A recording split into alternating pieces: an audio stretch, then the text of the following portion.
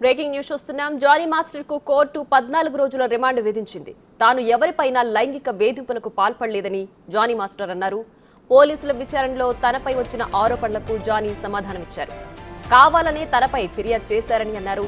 న్యాయ పోరాటం చేసి నిజాయితీగా బయటకు వస్తానని తెలిపారు జానీ.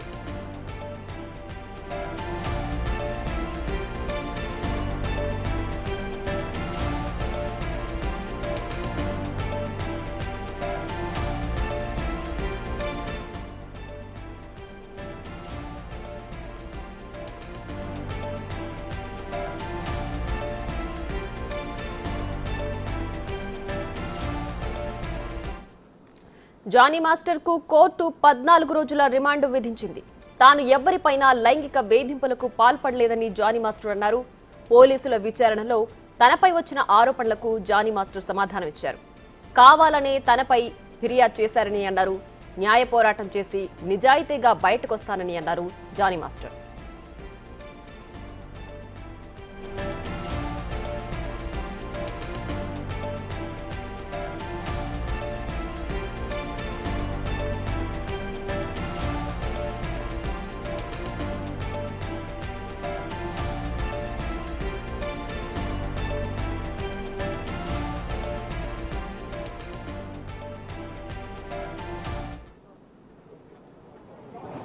కొంచెం సైడ్ ఏంటి పాప సైడ్ జైలు చేస్తున్నాడు.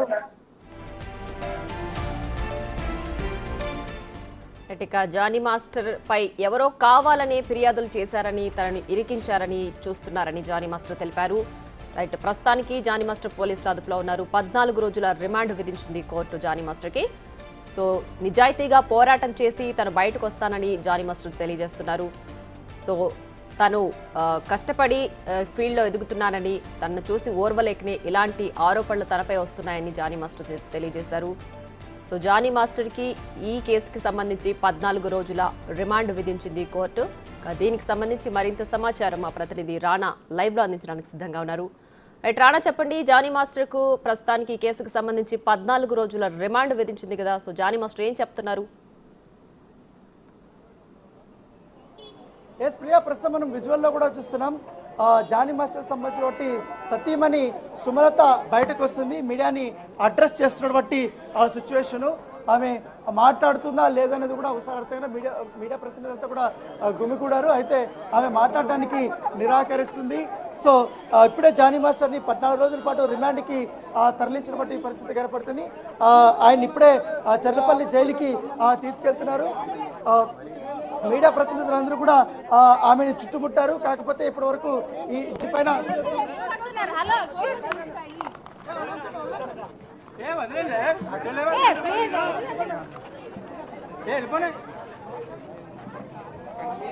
సో కుటుంబ సభ్యులు కూడా ఎవరు మాట్లాడడానికి నిరాకరిస్తున్నటువంటి నేపథ్యం ఏర్పడుతుంది. నిన్ననే కొన్ని అలిగేషన్స్ కూడా విక్టిమ్ పైన సుమలత కూడా చేసింది. ఏదైతే జానీ మాస్టర్ని ట్రాప్ చేసింది, ఎక్కడ కూడా మాట్లాడనివ్వలేదు. ఒకసారి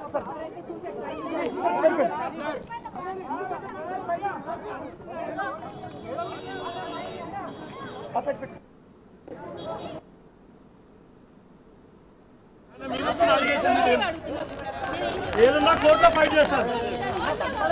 ఇప్పుడు 14 రిమాండ్ విధించింది కదా, ఇప్పుడు ఒకవేళ తప్పు చేయకపోతే రిమాండ్ విధించింది కదా.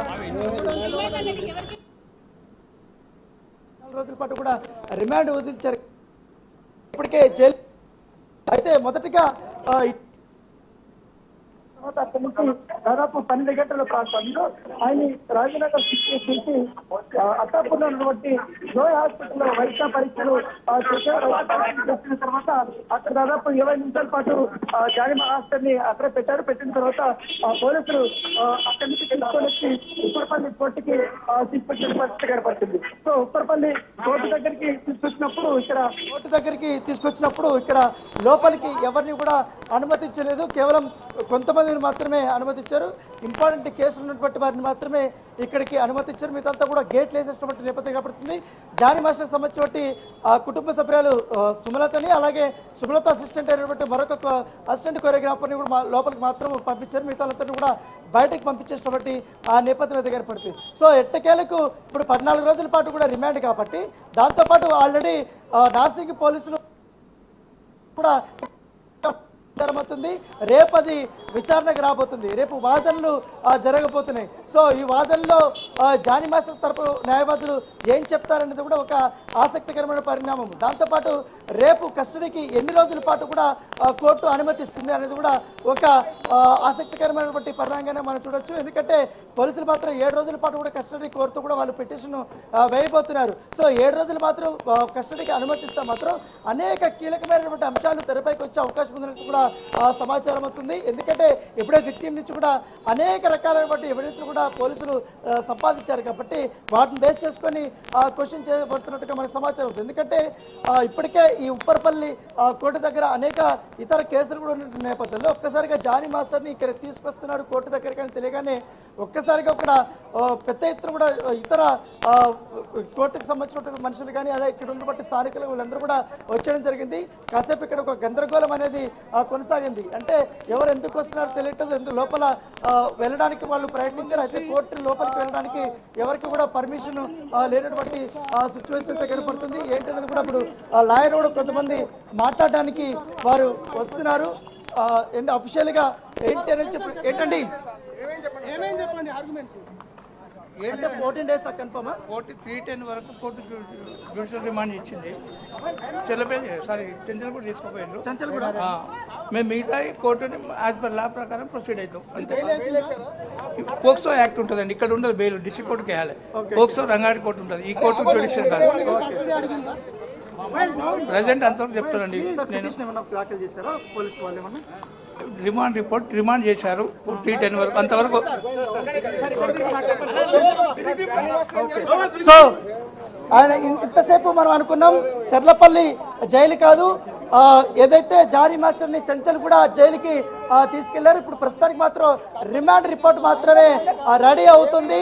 సో ఖచ్చితంగా కూడా మరిన్ని విషయాలు కూడా మేము చెప్తాము. ఇప్పటి వరకు అయితే ఎటువంటి విషయాలు అయితే మేము బయటకు చెప్పలేమనేసి కూడా లాయర్ చెప్తున్నారు. అయితే కస్టడీ పిటిషన్ కూడా వేయబోతున్నట్టుగా ఆయన సూచన ప్రాయంగా చెప్తున్నటువంటి పరిస్థితి అయితే కనపడుతుంది. అయితే జానీ మాస్టర్ సంబంధించిన లాయర్లు కానీ వాళ్ళందరూ కూడా ఇప్పటికే చేరుకున్నారు. బెయిల్ కోసం కూడా వాళ్ళు ప్రయత్నించారు. అయితే ఇది పోక్సో కిందకు వస్తుంది కాబట్టి పోక్సోకి బెయిల్ పిటిషన్ వేయడానికి ఈ కోర్టులో పర్మిషన్ లేదు. సో డిస్ట్రిక్ట్ కోర్టు ఉంది కాబట్టి ఆ రంగారెడ్డి డిస్ట్రిక్ట్ కోర్టులో ఈ బెయిల్ పిటిషన్ వేయబోతున్నారు. లేకపోతే కస్టడీ పిటిషన్ కూడా అక్కడే వేయబోతున్నట్టుగా మనకు తెలుస్తుంది. సో ఏదైనా కానీ ఇప్పుడే ఆయన్ని చంచల్గూడ జైలుకి తరలించడం నేపథ్యం కాబట్టి మరొక 35 నిమిషాల్లో జానీ మాస్టర్ చంచల్గూడ జైల్లోకి ఆయన తరలించబోతున్నారు. ఆయన అక్కడే ఉండబోతున్నారు. సో ఒకవేళ రేపు కానీ కస్టడీ పిటిషన్ వేసిన తర్వాత ఆయన అనుమతిస్తే అక్కడి నుంచి మళ్ళీ ఒకసారి తీసుకొని వచ్చి ఆయన ఎక్కడ విచారిస్తారు. ఎందుకంటే అదొక మరొక కీలకమైన పాయింట్. సేమ్ విచారిస్తుందా, లేకపోతే నార్సింగ్ పోలీస్ స్టేషన్లో విచారిస్తుందా, లేకపోతే రాజనగర్ డీసీపీ ఆఫీస్లో విచారిస్తుందా అనేది కూడా ఒక సందిగ్ధత అనేది మనకు ఉండబోతుంది. సో ఏదమ్మడికని జానీ మాస్టర్ కేసులో దాదాపు 4 రోజుల నుంచి 5 రోజుల నుంచి కూడా ఒక హైడ్రామా నడిచిన నేపథ్యంలో ఎట్టకేలకు ఇవాళ ఆయన జైలుకు పంపడంతో కథ మాత్రం ఇప్పుడు కొంత మాత్రం సుఖాంతమైందని చెప్పుకోవచ్చు. రేపటి నుంచి అసలైనటువంటి విషయాలు అనేది మనకు బయటకు రాబోతున్నాయి. రైట్, జానీ మాస్టర్ కింది స్థాయి నుంచి ఈ రేంజ్కి ఎదిగిన వ్యక్తి కావాలని ఎవరో వెనకుండి బాధితురాలని ముందు నుంచి నడిపిస్తున్నారు అని చెప్పి జానీ మాస్టర్కి సంబంధించిన డాన్సర్స్ కావచ్చు వాళ్ళ కుటుంబ సభ్యులు కూడా ఆరోపిస్తున్నారు. మరోవైపు బాధితురాలేమో ఆధారాలతో సహా బయటపెట్టింది కాబట్టి పోక్సో చట్టం కింద ఆయన పైన కేసు నమోదు చేశారు. ఇప్పుడు అరెస్ట్ చేశారు, 14 రోజులు రిమాండ్ విధించారు. సో ఈ 14 రోజుల రిమాండ్లో ఎవరి వర్షన్ కరెక్టు అనేది నిజాలు తేలాల్సి ఉందంటారా? అంటే ఇక్కడ ఒక వర్షన్, ఎందుకంటే మహిళ అలిగేషన్ చేసింది కాబట్టి అలిగేషన్ నిజమా కాదా అని విచారణ తేలుతుంది. వాళ్ళు విచారణ చేసినటువంటి ఛార్జ్ షీట్ వేసేటప్పుడు అనేక విషయాలు కూడా పోలీసులు ఈ ఇన్వెస్టిగేషన్లో ఎవరెవరిని కలిశారు, ఎవరెవరిని సాక్షులు కలిశారు ఏంటి అన్న దానిపై కూడా వాళ్ళు మొత్తం కూడా ఈ యొక్క ఛార్జ్ షీట్లో వాళ్ళు పెడతారు. అయితే ఇండస్ట్రీలో మనం నిన్నటి నుంచి కూడా చూస్తున్నాం, దాదాపు చాలా వరకు మొన్నటి వరకు పెద్ద విప్పినటువంటి వారందరూ కూడా జానీ మాస్టర్కి అనుకూలంగా మాట్లాడుతున్నారు. ఎందుకంటే జానీ మాస్టర్కి వ్యక్తి బాధితురాలు ఎవరైతున్నారో వాళ్ళిద్దరి మధ్యనటువంటి సన్నిహిత సంబంధాల గురించి కూడా వాళ్ళు మాట్లాడుతున్నారు. ఎందుకంటే ఇది నిప్పు లేనిదే పొగరాలుగా అన్నట్టుగా వాళ్ళు మాట్లాడుతున్నారు. చాలామంది కూడా ఇవాళ నార్సింగ్ పోలీస్ స్టేషన్ దగ్గర కూడా వచ్చారు. ఎందుకంటే జానీ మాస్టర్ అంటే మాకు తెలుసు, ఆయన ఎంతమందికి సహాయం చేశారు, ఎంతమందికి కార్డులు ఇప్పించారు, ఆయన ప్రెసిడెంట్ అయిన తర్వాత ఎలాంటి సమూల మార్పులు తీసుకొచ్చారు అనేది కూడా, పైగా ఆయన చదువుకున్నది 3వ క్లాస్ 5వ క్లాస్ సంథింగ్. అంత చిన్న వయసులో నుంచి కేవలం అంత తక్కువ చదువుకున్నా కూడా బాలీవుడ్ స్థాయిలో, ఎందుకంటే అంత పెద్ద super star, India super star ఎవరైనా చెప్పండి, ప్రత్యేకంగా చెప్పాల్సిన సల్మాన్ ఖాన్తో కూడా కొరియోగ్రఫీ చేసేంత ఛాన్స్ వచ్చింది. సో ఎన్నో సూపర్ డూపర్ హిట్లు కూడా ఆయన అందించారు. అంత ఎత్తుకు ఎదిగినటువంటి ఆయన పైన ఈ రకమైన అలిగేషన్ చేసి ఆయన్ని కావాలనే ఒక ట్రాప్లోకి ఇరికిచ్చారనేది కూడా ఆయన అభిమానులు కానీ ఆయన కుటుంబ సభ్యులైనటువంటి సుమలత కానీ కూడా చెప్తున్నటువంటి నేపథ్యంగా పడుతుంది. సో ఎట్టగానికి రేపు కస్టడీకి అనుమతిస్తే మాత్రం ఖచ్చితంగా వీటిపైన కూడా ఆయన చెప్పే స్టేట్మెంటు, బాధితురాలు చెప్పే స్టేట్మెంటు, ఆమె సమర్పించినటువంటి ఏవైతే ఆధారాలు అవన్నీ చూసుకున్న తర్వాత అవన్నీ కూడా కోర్టుకైతే పోలీసులు సబ్మిట్ చేయన్నారు. కోర్టులో వాదనలు చేసిన తర్వాత ఎవరు తప్పు ఎవరు తప్పు, ఎవరు ఒకవేళ నిజంగానే జానీ మాస్టర్ తప్పు చేస్తే ఆయనకి ఎంతవరకు కూడా శిక్ష విధించే అవకాశం. ఎందుకంటే పోక్సో లాంటి చట్టాల్లో ఒకవేళ నేరం రుజువు అయితే దాదాపు 7 సంవత్సరాల పాటు కూడా జైలు శిక్ష పడే అవకాశం ఉంది. సో ఆయన పోక్సో కిందకి ఇది వస్తుందా రాదని కూడా కోర్టులో చూడాలి. ఎందుకంటే సెక్షన్ అయితే పెట్టారు. ఎందుకంటే బాధితురాలే తనకు వచ్చినప్పుడు నాకు 16 సంవత్సరాల నుంచి కూడా తన పైన లైంగిక దాడి చేస్తున్నారనేసి ఆమె చెప్తున్నప్పుడు కంపల్సరీ పోలీసులు అనేది కేసు బుక్ చేయాల్సిన పరిస్థితి ఉంటుంది. సో దానికి సంబంధించిన ప్రాథమిక ఎవిడెన్స్ కూడా వాళ్ళు సంపాదిస్తారు. ఎందుకంటే ఆమె ముంబైలో ఉన్నప్పుడు నా పైన అఘాయిత్యం జరిగిందని కూడా చెప్తుంది. కాబట్టి స్పష్టంగా ముంబైకి ఎప్పుడు వెళ్ళారు ఏంటి అనేది కూడా, ఏ హోటల్ ఏంటి అనేది కూడా మొత్తం కూడా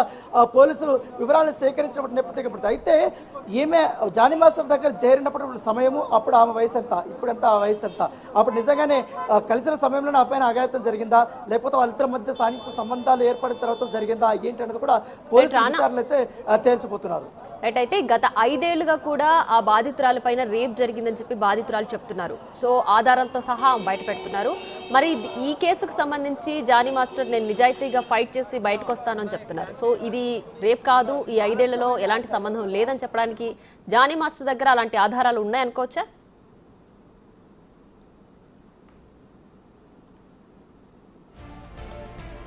right Rana, thanks for the updates.